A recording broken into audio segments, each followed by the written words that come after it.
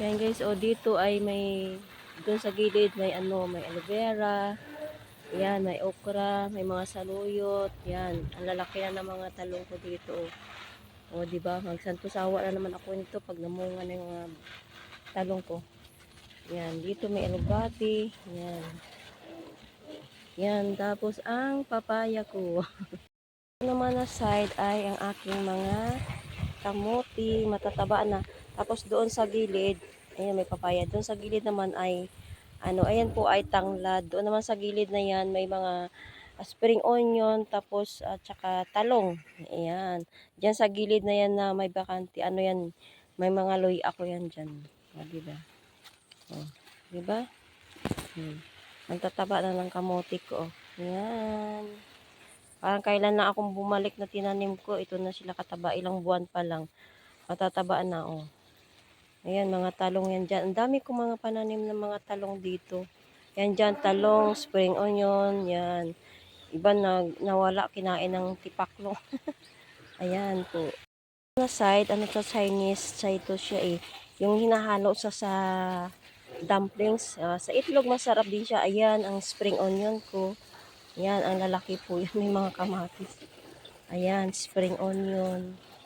Tapos may mga papaya. Ayun, may tanglad. Oh. Naman na side, may okra, gabi. Ayan, doon naman may mga talong din yan dyan. Oh, ayan, talong.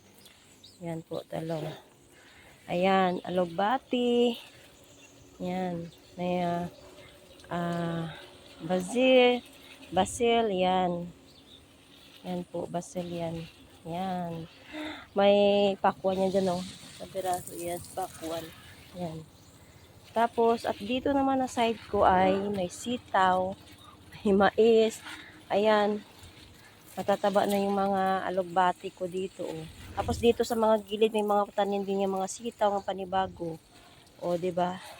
Ayan. Ito, basil. Ayan naman dito, alugbati. Ayan, marami po akong pananim na alugbati. At saka hanggang doon. Yan, hanggang doon. Yan, alugbati po yan. Ito naman ay ang labuyo ko nga sili.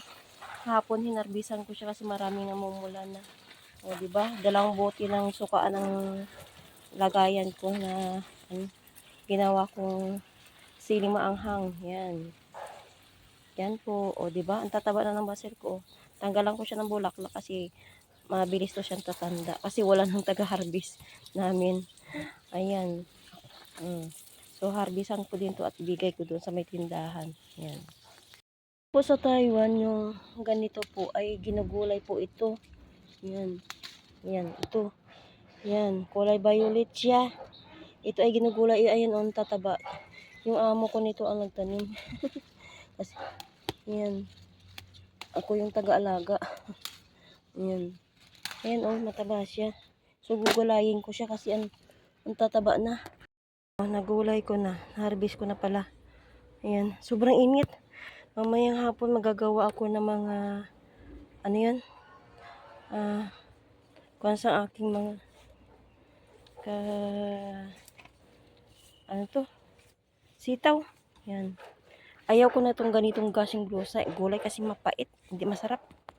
Onion ko ay kukuha ng spring onion ko kasi lalagyan ko siya ng itlog. Masarap po ito.